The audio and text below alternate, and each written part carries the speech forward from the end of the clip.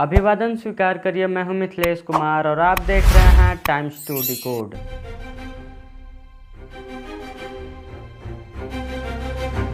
हमेशा मेरी ये कोशिश रहती है कि हमारे दर्शकों को ऐसी खबरों से अवगत कराया जाए जिसे भारतीय मेन स्ट्रीम मीडिया भारत की जनता से छुपाती आई है। भारतीय जनता पार्टी की इस देश में सरकार बनने में चुनावी वादों का बड़ा ही योगदान रहा है।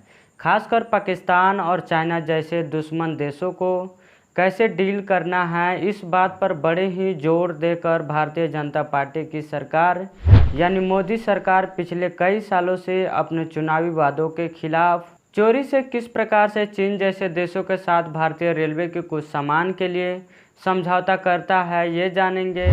और इस घटना को मेन स्ट्रीम मीडिया के द्वारा कैसे छुपाया जाता है।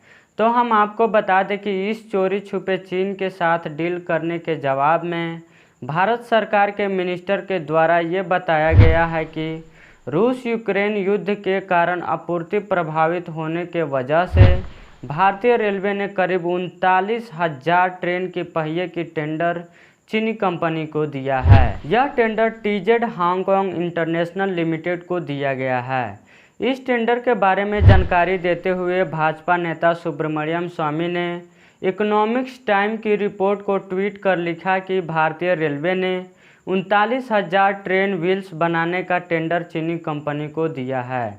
रिपोर्ट में रेलवे के सीनियर अधिकारी के हवाले से बताया गया कि टेंडर वंदे भारत ट्रेनों की पहिए के लिए निकाला गया था।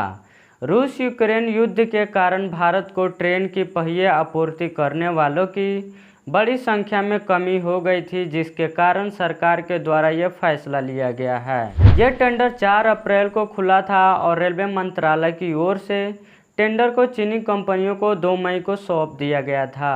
जानकारी के मुताबिक यह ऑर्डर 170 करोड़ रुपए की है। आपको बता दूं, पिछले साल गलवान घाटी में भारतीय और चीनी सेनाओं में झड़प होने के बाद मोदी सरकार ने पड़ोसी देशों की कंपनियों पर निवेश और आपूर्ति करने पर रोक लगा दी थी।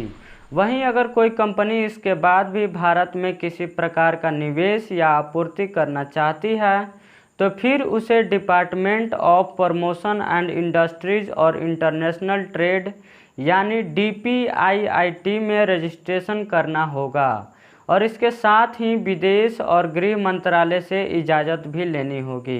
रेलवे के अन्य अधिकारियों का कहना है कि सरकार ने घरेलू उत्पादन पर जोर देना शुरू कर दिया है।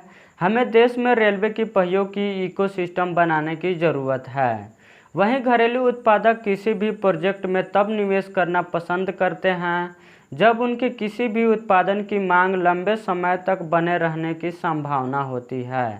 ऐसे में भारत सरकार कई नई ट्रेनों को लॉन्च करने की ज़रूरत है।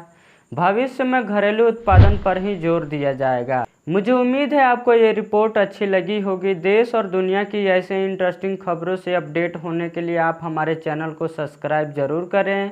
मिलते हैं अगले वीडियो में।